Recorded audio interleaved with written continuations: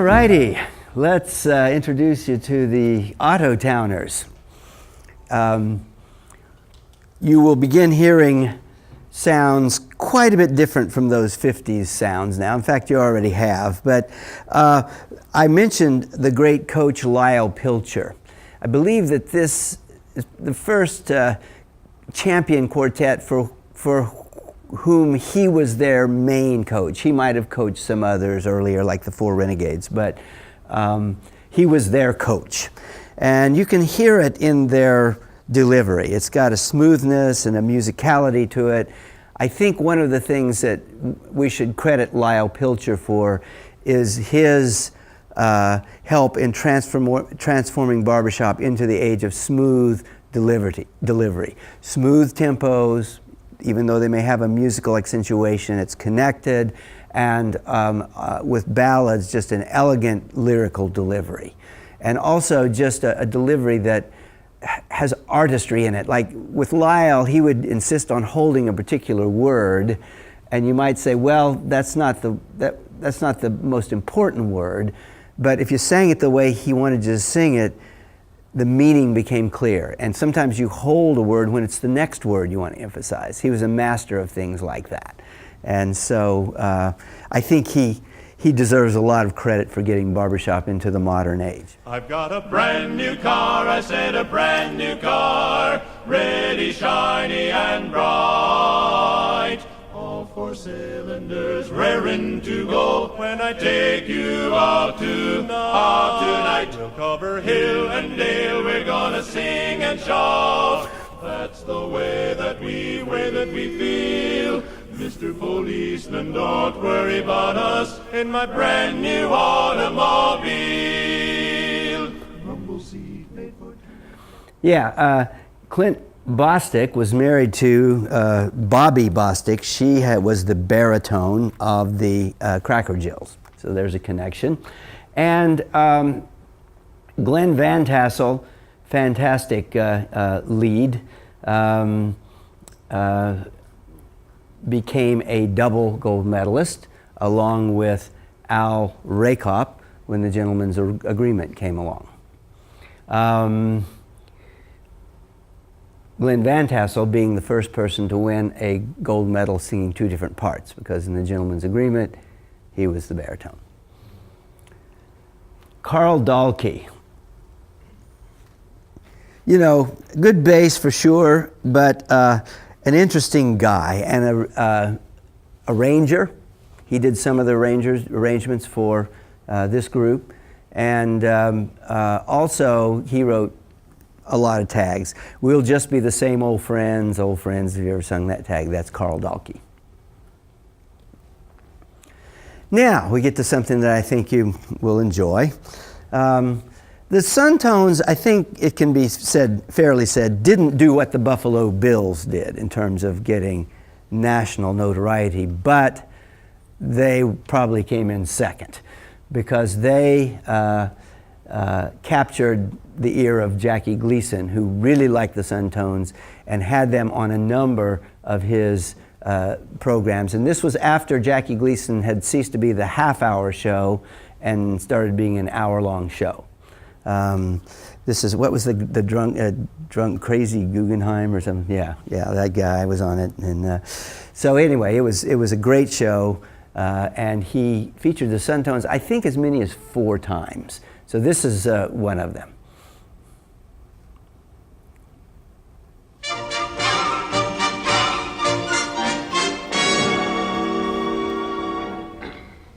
All right, Johnson, let's get started. Send the prisoners in.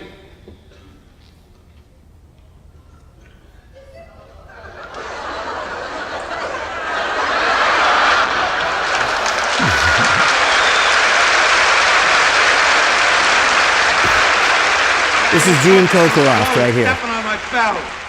Face front. Martin, we gotta get out of here. Listen, it's all right for you to say. All you gotta do is go up in the chimney. What am I gonna do? Quiet up there.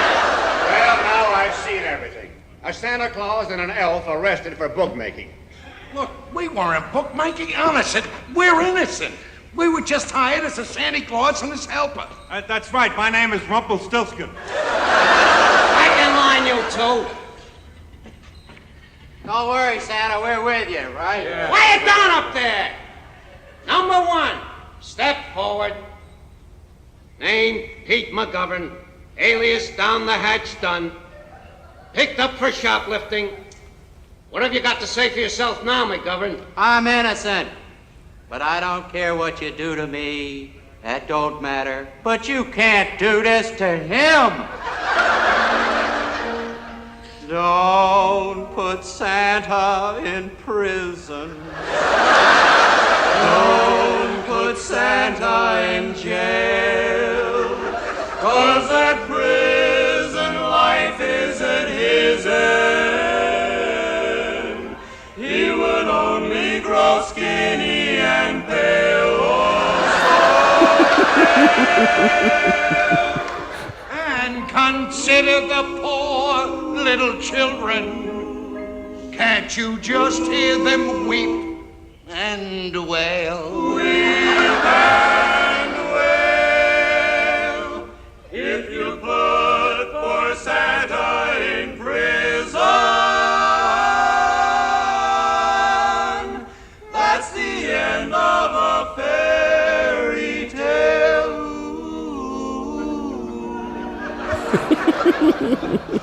What a plight before Christmas. No gifts in the house. No toys for the kiddies. No cheese for the mouse. And those poor little stockings, so pitifully bare. 'Cause Santa, poor Santa, he never got there. And with no Christmas presents and no Christmas tree, just think how unpleasant this Christmas will be. So stop to consider what people will think when they learn that some fink locked him up in the clink. Don't send Santa to Sing Sing. Don't put Santa in chains. When the bells on his reindeer go ding ding, there'll be no one to handle the rain. He brings joy to the world every Christmas, and he's never been known to fail. Known to fail. If you must put Santa in prison,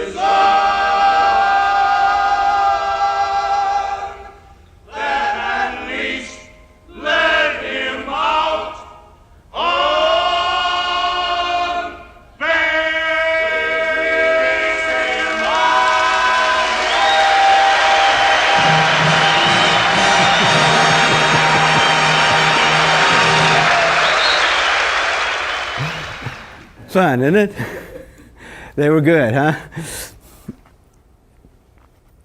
Okay, this is the Four Statesmen, named because they were from 4 states.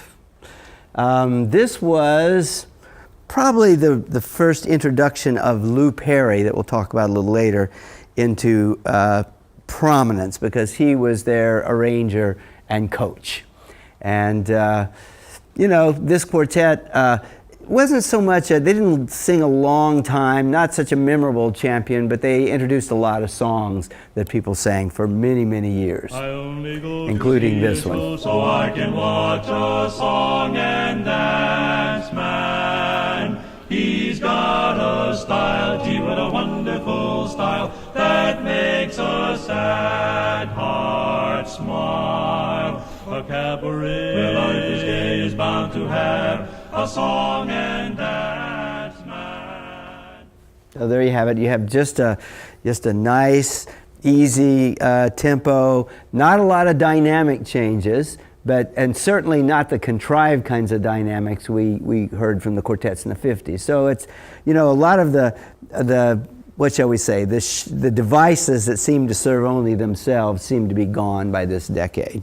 Okay, this is the Western Continentals, another quartet that kind of had that West Coast sound, that bright sound that was characteristic of quartets from the far Western district.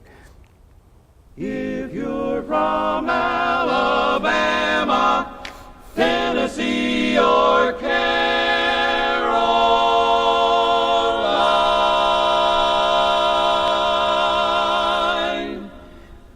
any place below the Mason-Dixon line, then you're from way down upon the Swanee River. Well, I'm from Dixie, yes, from Dixie, really from Dixieland, way down south.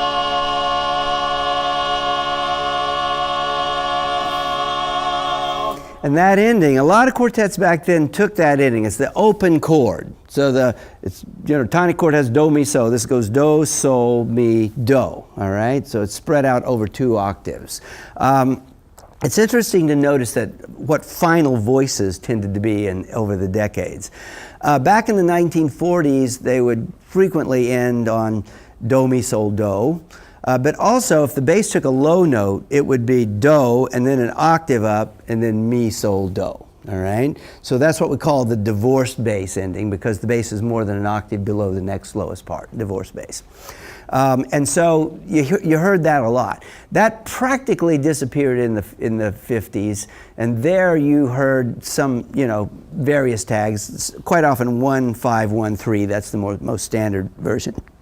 But you begin to hear this open thing quite a bit, and that lasted all the way through the 60s.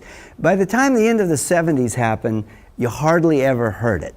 You really did, and it's because at least maybe you'd hear it on a soft song like a ballad, but you wouldn't hear it on an uptune because the quartets just couldn't generate enough power. And so that became the age of the high bass note, which we still have today. If you have a really loud ringing tag, the bass is probably on a really high note. So the bass can be up D, is not all that unusual. So, the basic idea is that, if you really want to generate volume, you really have to have a high voice chord. The open chord just won't match it. Mark IV. You will recognize that guy maybe, although he looks quite a bit different from the way he appeared in the picture that you saw before. Mo Rector was the bass of the gay notes. He was also the bass of Mark IV from San Antonio. Now, interesting story here. He wasn't actually the bass of this quartet. They had a bass whose name was C.O. Crawford. I don't know if that guy's still living or not. I had met him. He's a big guy and has a huge, deep voice. So he was far lower singing bass than Mo Rector. But he was working for, I believe, an oil company that sent him overseas for 1 year. And Mark IV just picked up Mo Rector. He learned music fast. He was a great ear. He was just a great barbershopper. So they picked up Mo, and they competed with Mo that year and won. So, and then when C.O. came back, he was the bass. So Mo was in there long enough to just get his second gold medal. Anyway, the song you're about to hear was arranged by Mo Rector. I'd give $1 million tomorrows for just one yesterday.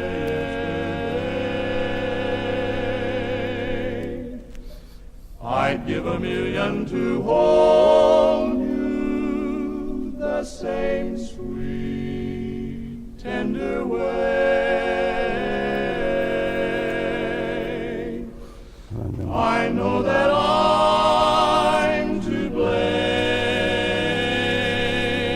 I can't tell a lie. I've never been the same since we said goodbye. I'd give up every possession if you come back to stay.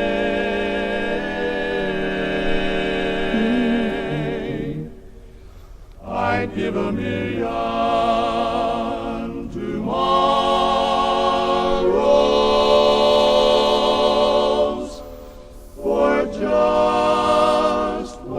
yesterday.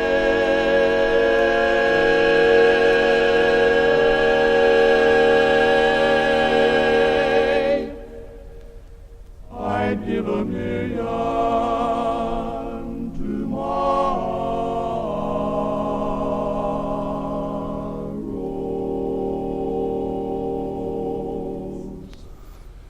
for just one yesterday.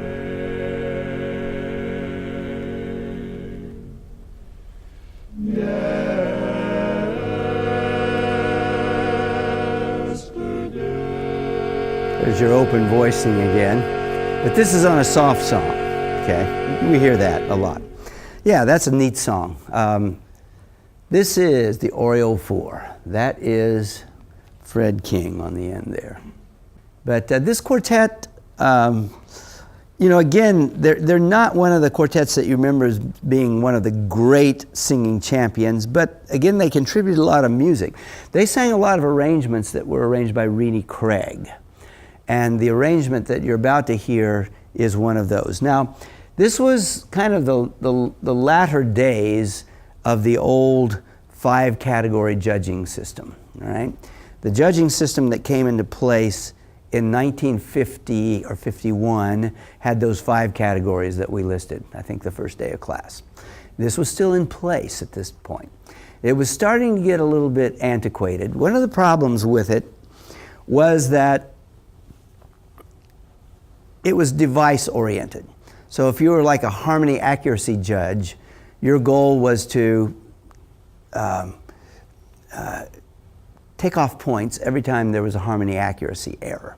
So basically, the theory was the quartet walks out on stage with 100 points, and then they start making errors and you subtract off. Now, I mean, there's all kinds of problems with that singing. I mean, you're thinking the best strategy would be to come out there and sing as short a song as time limits would allow. That way you don't get as much taken off. And it wasn't really working that way. So one of the things that tells us when it's time to replace the judging system is when everybody acknowledges we're not really doing it the way we're supposed to be doing it. And they weren't judging by taking off points. They were coming up with some sort of holistic overall assessment. So in the early 70s, that 5-category system was replaced by a 4-category system. And that was sound, interpretation, stage presence, and arrangement. And the first 3 of those categories were scoring categories with 100 points. The arrangement category was set up to be a guardian. It was to safeguard Barbershop. So basically the arrangement judges got together and decided what is and what is not Barbershop.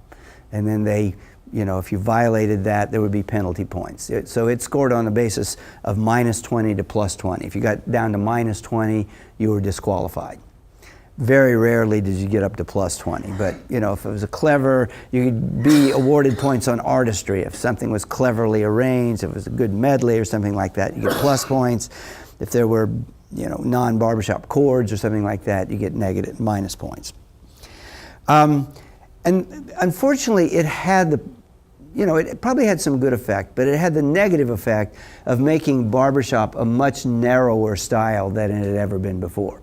So lots of songs that had been sung from the get-go and through the 50s and 60s, now you could no longer sing. And a lot of them were the arrangements of S.K. Grundy. They were just considered too on the edge.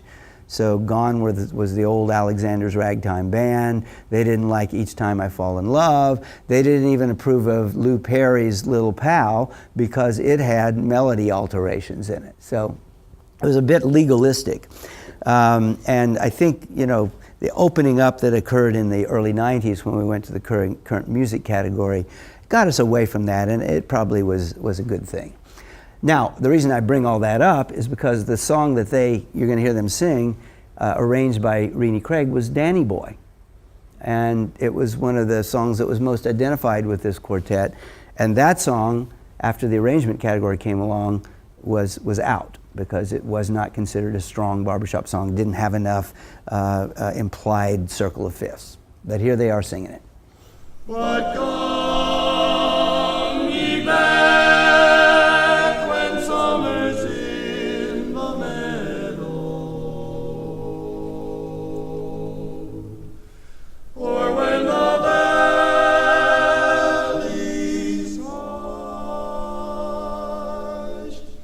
and white with snow.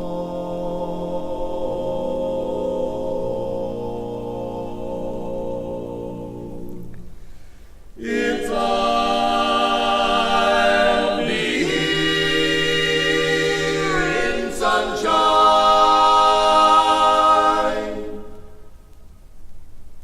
or in shadow.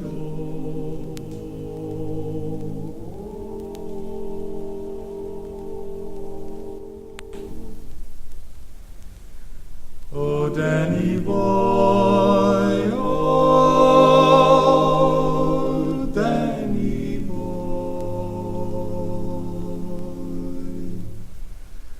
I love you so.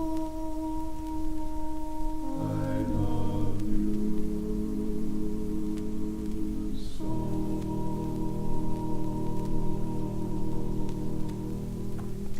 Ends on the open chord, soft open ending. By the way, that last cadence, which goes from 2 minor 7 to 1, was also illegal in the arrangement category. You couldn't do that. You couldn't have sung that tag. Danny Boy reemerged in the 1990s when the Northbrook chorus from Northbrook, Illinois, the ones that got the silver medal so many years in a row, they sang that song in contest in the 1990s, early 90s, after the music category was in existence. The first time Danny Boy had been sung on stage, to my knowledge, since the Oriole Four sang it. Fred was a huge personality. He was funny. He was an excellent musician. He was a director. He was a coach. But I think we tend to remember him as a comedian. You know, he could just get on stage. If he were here, they would have him out there at the general session in front of everybody, just making everybody laugh. So he became a Hall of Famer in 2004. That was the first year. Now, this was a truly great quartet. Here you see Glenn Van Tassel, who had been the lead of the Autotowners, singing baritone with a gentleman's agreement. This lead, Drayton Justice, later became president of our society, by the way. Just a fantastic lead in his day. Had a vibrato, but somehow you didn't care. This was a quartet that had a big sound, and if you listen carefully, you can kind of pick it apart, because they don't lock up so much because of Drayton's vibrato, but you don't care, which points to the fact that, you know, we do have different priorities in music, and sometimes a quartet or an ensemble can lead us away from just always being perfectly locked up if there's enough charm and grace to the way they sing. And this is a quartet that definitely falls into that category, at least in my mind.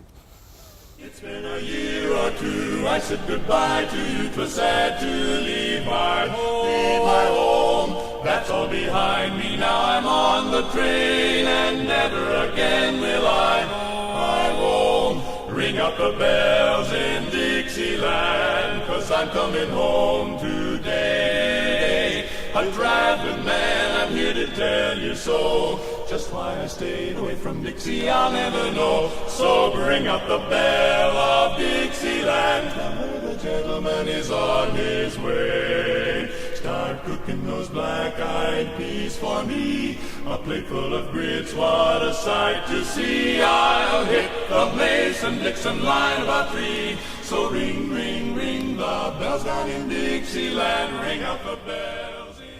That's just good, isn't it? Isn't it? The fabric of that feels good to my ear. It's just, it's big, it's strong, it's musical. All the voices have such good quality. To my mind, this was one of the great quartets. They're not a Hall of Fame quartet yet, but they might be someday. I think they're of that caliber. I really do. I think very highly of that quartet. Bass, Bob Whitledge had just had a huge voice. And his wife, Sally Whitledge, was also a gold medal bass in a Sweet Adeline quartet. And I'm trying to say the name of that quartet, and it's escaping me right now, but it will come to me sooner or later. So, as we said, there was this arrangement category. It was in place from 1971 to 1993. And it was largely the work of Bert Szabo. Bert had been a judge in the arrangement category that preceded this one. And Bert was very dissatisfied with what that category was doing. He just felt like it wasn't equipped to handle the situation where somebody sang a song that just wasn't very good barbershop. And so the reaction to that was the arrangement category. So he was instrumental in the creation of that. I believe he wrote the first category description. And also Bert, you know, he's just a great barbershopper in many respects. He's an arranger. There are quite a few published arrangements by Bert Szabo. He was kind of a philosopher. He taught music theory at Harmony University for years and years and years, all the way through the 70s, 80s, and into the 90s. Bert was on the faculty. He kind of adopted a very conservative, keep it barbershop approach to, you know,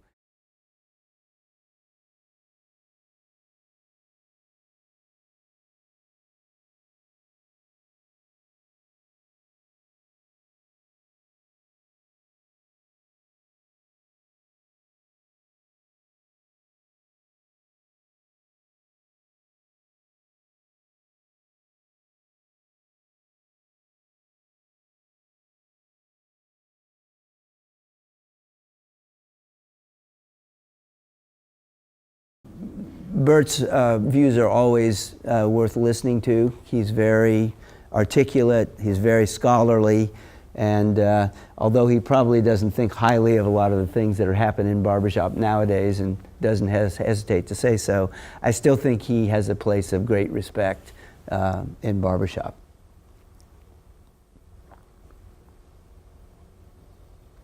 This is the Golden Staters. Very interesting character there, Mike Center. He was a bass and also a arranger and also a composer. So, kind of West Coasty sound again. Milt Christensen was pretty darn good lead and also a chorus director and a fellow that had quite a bit of influence. Here we go. Just an outside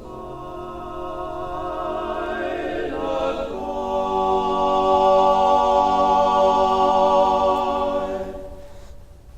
not a bride.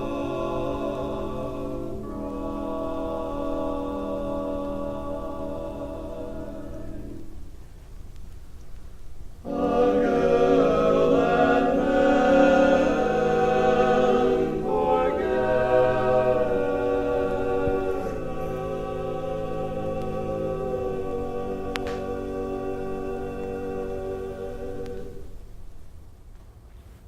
Okay.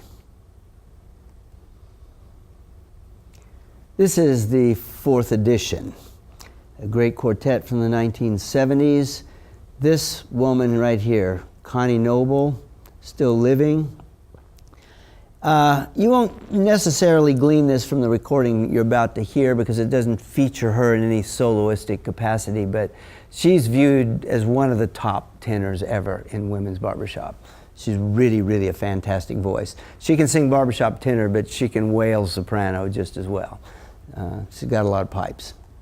Take a goody good look in the goody good book. There's a goody good reason why it's goodbye, bye bye. It's a song that's been sung many times over the years. Good luck to you and to the other. I'm in the one you kept undercover. Take a goody good look in the goody good book. There's a goody good reason why it's goodbye, bye bye, bye, goody goodbye, bye, baby. So long, goody goodbye, goody goodbye, goody goodbye.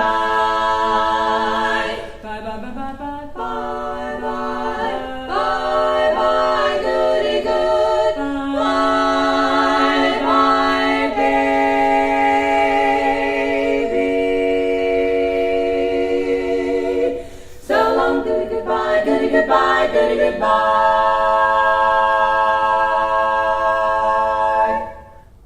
Okay, and this is Sally Whitledge, the bass, the wife of Bob Whitledge, who was the bass of the Gentleman's Agreement. I knew we'd come on the quartet sooner or later. So the women's quartets I'm introducing you to are the ones that seem to be landmark and had sweeping effect beyond just winning international. In fact, I think we view great quartets as not just those that win international, but the ones that go on and establish a legacy, like the Suntones, the Buffalo Bills, the Gas House Gang did that, and those are the quartets that really make a mark on the culture, because people sing their music for years and years, not just their contest songs, but their other songs as well. And they entertain our audiences. Here's another 4th edition song that's been sung a lot. This quartet made a pretty huge mark. Was too hot not to cool down. So goodbye, goodbye, goodbye, dear, and amen, dear. So then we'll meet now and then. It was great fun, but it was just one of those things. If we thought a bit of the end of it when we started painting our town, we'd have been aware it was just one of those things. That's Connie.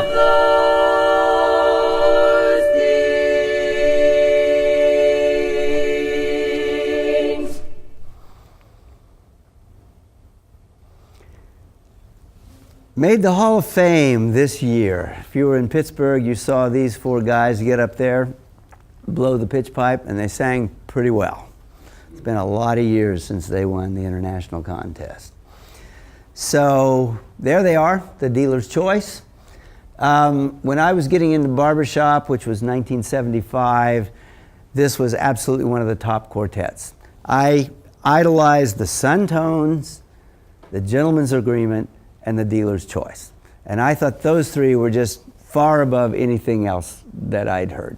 You know, people played me other quartet records. I thought those 3 were the best by far. Now the Dealer's Choice, I think were a landmark quartet for a few reasons, not just one. One, obviously they sang very well, even amongst champions. 2, they introduced a theory of balance that was novel at the time.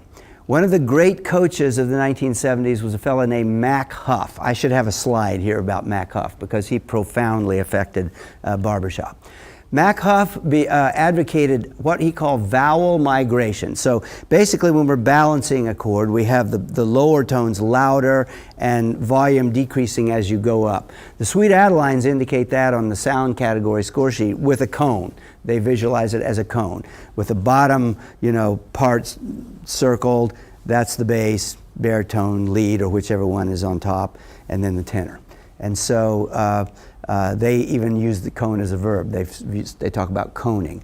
Now, Mac Huff took it another step. He said not only should you do that, but as you go up, you should darken the vowel. So the bass sings brighter, the tenor sings darker. And the lead, as he goes up into his range, darkens the vowel sound, and he comes down, brightens the vowel sound. So what that is an attempt to do is to counteract the fact that we hear higher frequencies more readily than we hear lower frequencies, okay? You can always hear the top instruments in an orchestra. You may not hear the lowest one as much, all right? So, well, let's listen. You'll hear their science of sound in action. Goodbye, old Dixie, goodbye.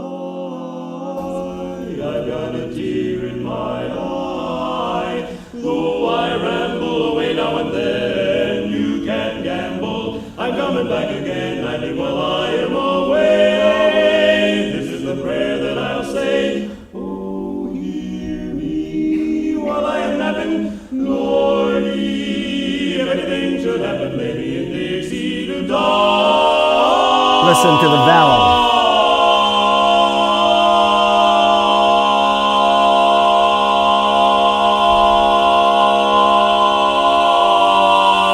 Great suspense there. Goodbye, Dixie. Well, I'm leaving Dixie. I'm sailing away from Dixieland. Goodbye.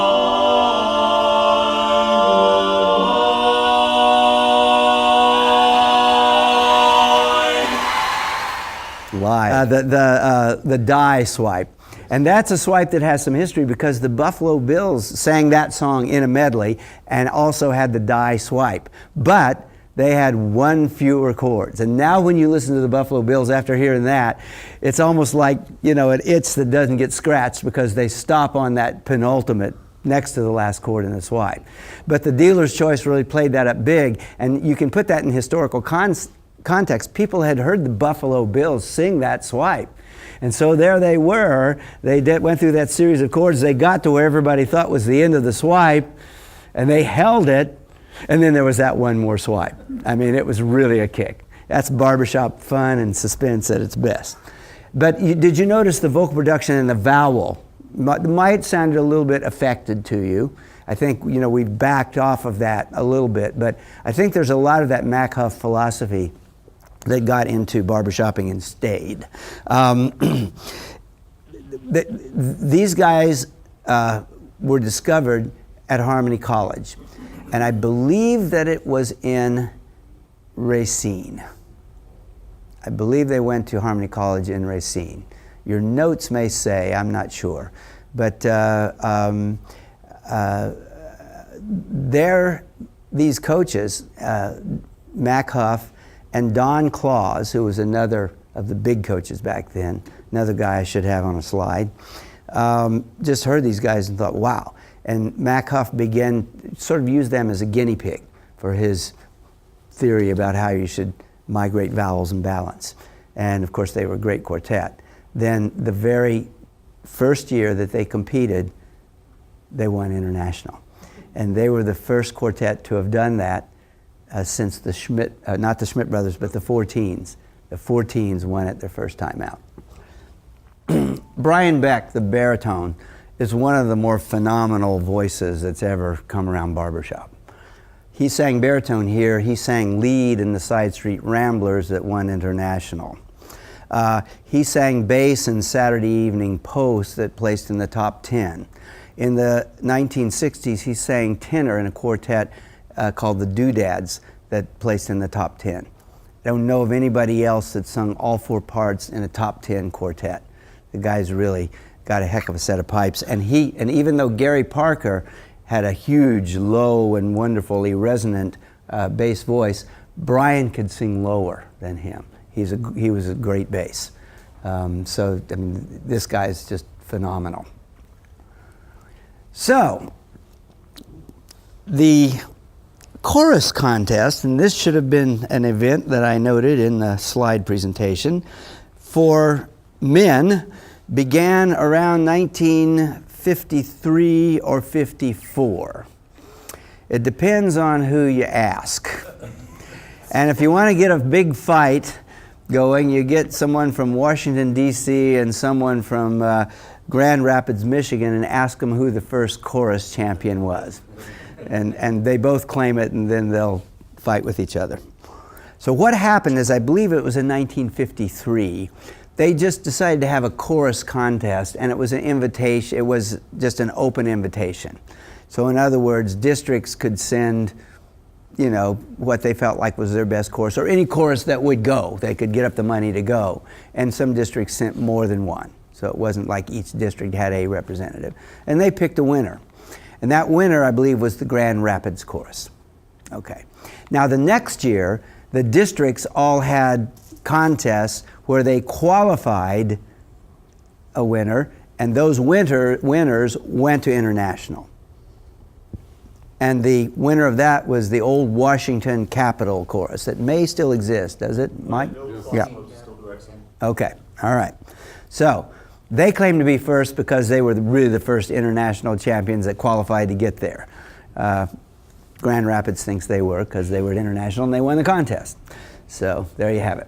Now, in 1973, it was that long, it was that late, and when Sweet Adelines began having chorus contests. And that's really kind of interesting if you know the Sweet Adelines culture, because it's a little more chorus oriented than ours is. They're big on the chorus competition, and they make a big deal about the chorus finals. They have 2 rounds rather than one for the top 10 it is now. And so yeah, it's a big thing. But the very first one was 1973, It was won by Racine, Wisconsin, directed by this lady, Jarmella Speta, and she is a renowned coach and a quartet singer in her own right. She was a tenor of 2 champion quartets, the Notabelles, 1955, and the Rarities, 1970, and I believe she sang 2 different parts. So another thing I should mention is that the Notabelles had a lead, I believe it was lead by the name of Ruth Giles. And in 1959, Harmony Incorporated split off of Sweet Adelines. They split off for a couple of reasons. There's several episodes in Barbershop history that I just haven't had a chance to get into the slide program, so let me back up in history and talk about this a little bit. There were 2 reasons for Harmony Incorporated splitting off. One was the race issue. Sweet Adelines was all white, as was our organization. When we started, we were all white. We did not become an integrated organization until 1963. That's not a happy fact, but it's true. And even then, our motives are questionable because it might have had to do with preserving our tax-free status, and also the International that year in 1963 was in Toronto, and the Canadians did not approve of hosting a segregated event where not all races would be invited. So we don't have a very good history on race. In any case, and that's particularly interesting if you go to History 1, you learn that a huge part of our heritage is based in the African American musical tradition. Probably the first barbershop quartets that ever sang were for black men. So anyway, that's one reason Harmony Incorporated split off. The other had to do with just governance. They believe very much in local autonomy. Sweet Adelines has lots of rules that if you're going to be a chapter, you have to do this, that, and the other. And Harmony Incorporated is much more autonomous. But they have their own culture. They use our judging system. Our judges judge their contests, although they have certified judges of their own. Sandy Wright is the only person I believe that exists who is certified in both Sweet Adelines and in Harmony Incorporated. So she has actually been asked to judge contests for our organization. We sometimes ask Harmony Incorporated judges to judge if there's a shortage of judges. So, but it's you can talk to her about the differences. It's similar but different. But anyway, Jarmella was a great coach. I've watched her coach. She's coached the chorus that Sandy directs. And she often team coached with the great Lyle Pilcher. She was more vocal production and he was more phrasing. Oh, and I forgot to say, Ruth Giles, who was the lead of the Notabelles, went on to become a Queen of Harmony in Harmony Incorporated, because when they split off in 1959, she went with Harmony Incorporated. I believe that she's the only person who has a quartet gold medal in both Sweet Adelines and Harmony Incorporated. She probably deserves a slide too. Now, one of the things about the arrangement category was it was very strict about preserving composer's melody. And here is an article by Lloyd Steinkamp in 1974 clarifying that. A lot of barbershoppers didn't understand it because barbershop had never been the kind of a music that strictly adheres to anything. The old harmonizers who stood around on the street corner just sang what they wanted to. And now they were saying if the song has if the composer wrote a melody, you have to adhere to that melody. So here's Lloyd Steinkamp's explanation of that. And unfortunately, a lot of the songs that were just classics, like Lou Perry's Little Pal and Earl Moon's An Old-Fashioned Girl with a Gingham Gown, they got discarded because they did not have the exact melody of the composer. The example that's used right here is Dear Old Girl. He goes, dear old girl, the robin sings above you. The Nighthawks sang, dear old girl, the robin sings above you. And so that's a pretty drastic change of the melody. So he was saying, this is not good, this is good. In our current system, we drop that insistence and basically say that if a song is very recognizable to people, the listener might expect that melody, but if you can artfully change it so that you cajole the listener in liking your version of it, then God bless you. An arbitrary change that's for no reason probably would not be welcomed, but Barbershop, by its very nature, has always included freedom with the song. Now this is the Regents, and Joe Mazzone is one of the great leads of all time. And I'll say something about the arrangement too. But let's listen. Also had vibrato.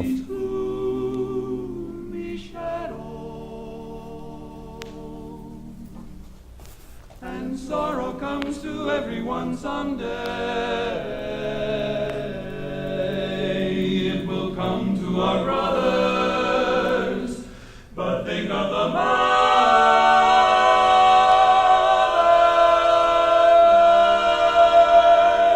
with broken hearts for each light on Broadway.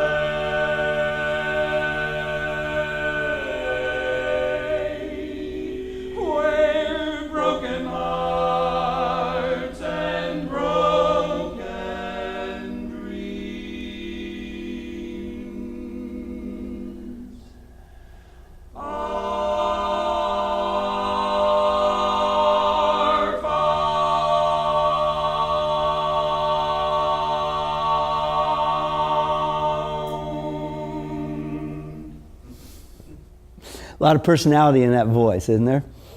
And somehow the vibrato, it costs you a little bit in terms of lock and ring, but there's a lot of beauty in it too. So we always struggle, I think, when a lead has a vibrato because it can be very artistic. You don't lock and ring as much. So judges have a hard time dealing with that. But you can get a high score, obviously you can, if you have enough artistry. And this quartet certainly did. This is the Happiness Emporium. Remarkable tenor voice, Bob Dauma. And he was also the arranger for the quartet. And his voice is remarkable by virtue of the fact that he sang a pure falsetto, but it was loud. I mean, this guy had the loudest falsetto I've ever heard. It was just as full as anybody else's natural voice. Life is a gay thing, plaything, a parade thing, not a worry, not a care. If there's a trombone a tootin' and a flute a flutin', sure as shootin' we'll be there, be there. My lady loves to dance, my lady loves to sing. She loves a shotty, polka, a Highland flingin' when we kiss goodnight the moment we're apart. My lady loves to dance, you ought to see her prance. My lady loves to sing, you ought to see her swing. Sing and dance in mine. She loves to dance, my lady loves to sing. Sing and dance in mine.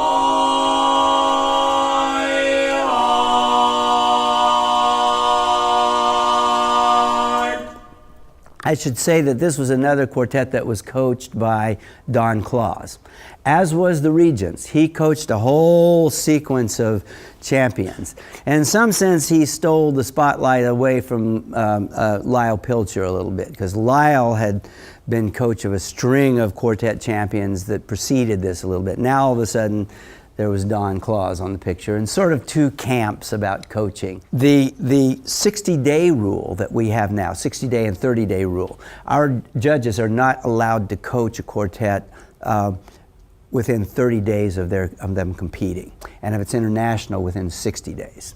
And that goes back to 1976, which is the first year I saw.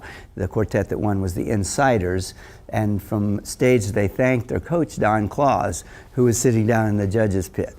And that struck, now they were good, probably would have won anyway, but that struck a lot of people as being unseemly, and there was very soon after that the rule that we carried into the current system, the 60-day or 30-day rule. Dallas vocal majority. I haven't talked about choruses much, and there's some I could have talked about, like the little Pekin chorus that won 3 times and only had about 40 guys. They were quite a thing.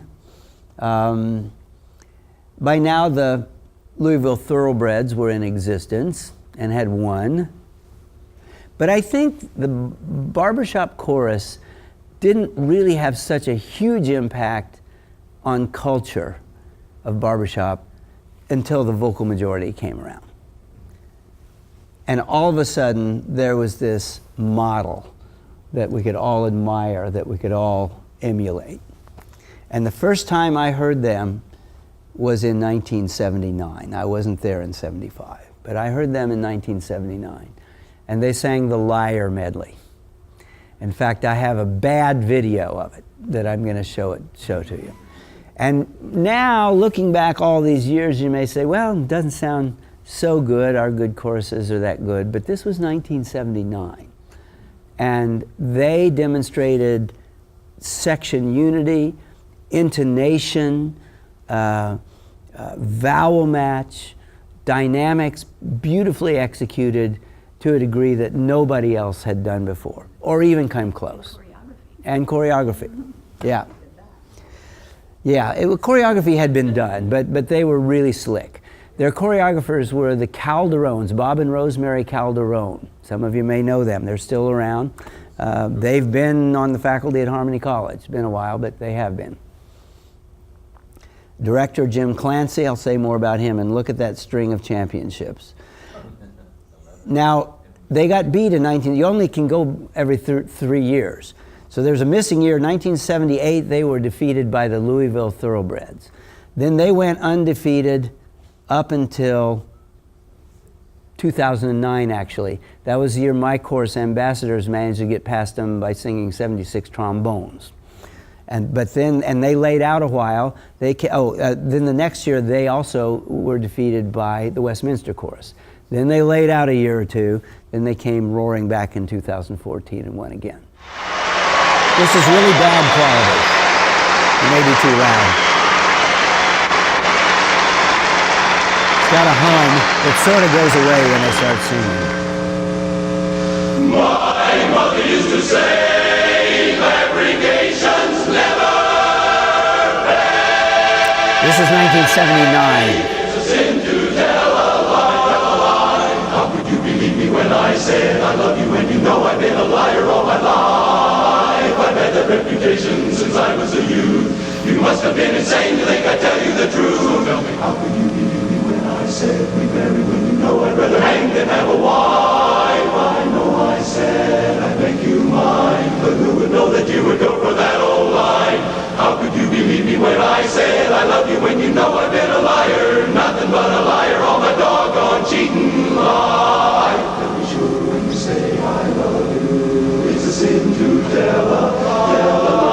Millions of hearts have been broken just because these words were spoken. I love you, yes I do, I love you. If you break my heart, I'll die. Sure it's true when you say I love you, cause it's a sin to tell a lie. How about the time I went to meet Indiana? I was lying, I was down in Alabama. I say I had some business I had to complete. What I was doing, I would be a cad to repeat, so I'd like to repeat it to you. Talk about the evenings I was with my mother, I was stepping with another honey. Honey, laugh to think I swore our love was real. But baby, let us not forget that I'm a heel. I don't know how you could believe me when I said I love you when you know I've been a liar. Yes, I've been a liar, good for nothing liar. Nothing but a liar, it's a sin to tell about my doggone good for nothing lying lie.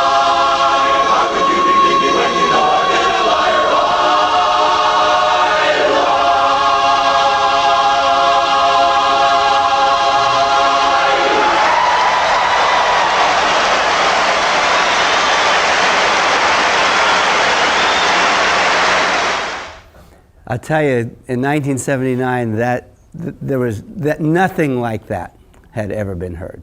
It's still pretty amazing, isn't it? You didn't hear very many sync errors in that. The dynamic changes, the choreography was kind of minimal, but it was really good. It was slick.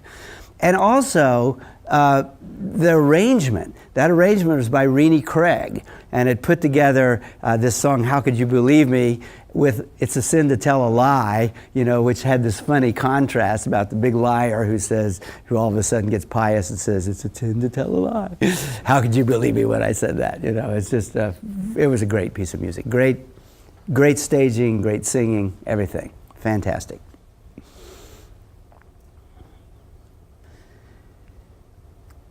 That's Jim, the director. Fairly recent picture of him. I think he is arguably the best director of all time, and that not just in barbershop, but in any kind of choral music. He's inspirational. He's technically knowledgeable. He knows what he wants. He knows how to elicit it from the singers. He's just been an inspiration to many, many people. When I was trying to direct in the 1980s and wanted to know how to take a little chorus and make them good, I just kept looking at the vocal majority and saying, what is it that these guys do? I actually called Jim Clancy somewhere in the mid-80s, and he didn't know me at all. And he spent an hour on the phone talking to me and just answering all my questions about what they did, how the rehearsal organized, what was his philosophy, and he's just one of the most wonderful people I've ever met. He's just a great guy. And he was brought into the Hall of Fame in 2005. He is still I don't know what he calls himself now. He's like the musical advisor. It still has director attached to it. He stepped down, and Jeff Oxley directed the vocal majority for a while, and then Greg Clancy, his son, took over. So now Greg is the frontline director, and Jim is sort of artistic director or something like that, has some title. And this was the first champion that I ever saw win, coached by Don Claus, who was in the pit, Insiders of Houston, Texas.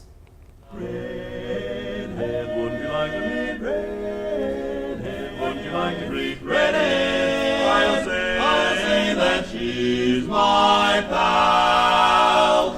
When she's walking down the street with her two little dainty feet, there she goes. Listen to this.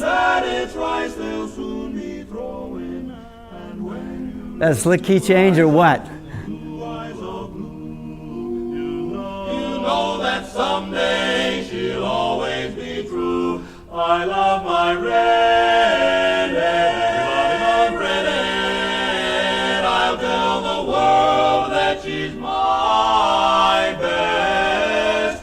Little strawberry gingerbread pal. She's my favorite gal, my redhead pal.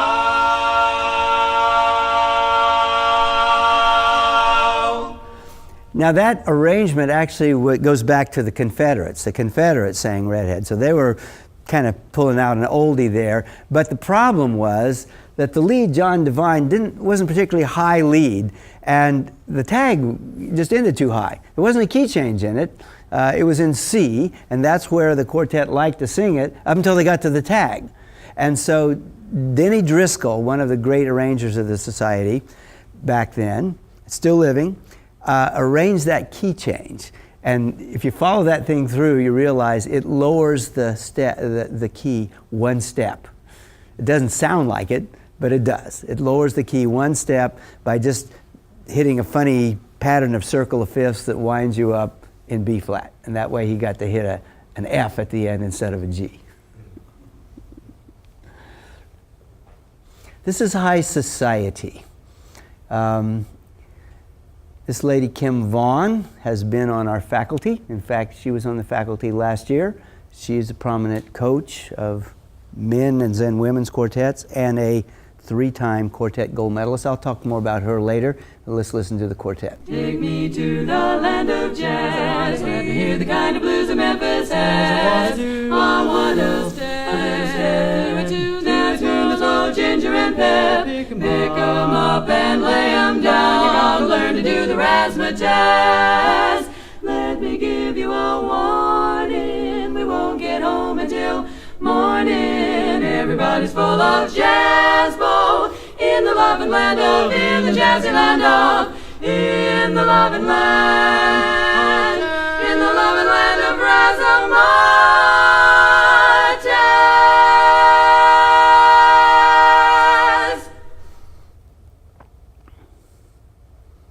And there's Kim Vaughn. There's her 3 championship quartets. And she was the first Sweet Adeline to win 3 quartet championships. She got beat out on that just a little bit, I think, by Joe Conley, who by then had 3. Now he has 4 in our society. Yeah, let's talk about the most happy fellas. They were most famous for not their contest material, but their show material, where they put on full makeup and became the characters of The Wizard of Oz. They had the lion, the tin man, the straw man, and Dorothy. The lead was Dorothy, was Larry Hassler, blonde, had pigtails. They sang one of the most memorable Chinese sevenths ever sung on stage.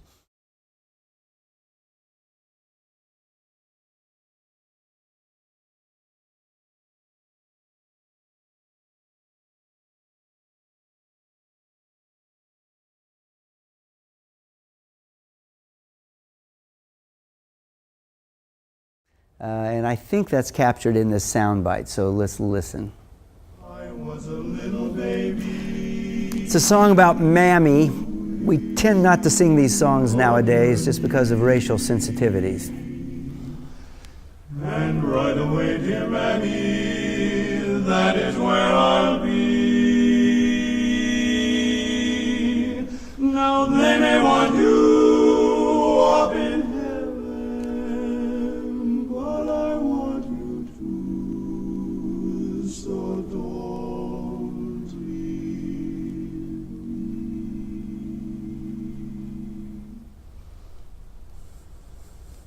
Dear old Mammy, I need you. There it is. This tenor was incredible.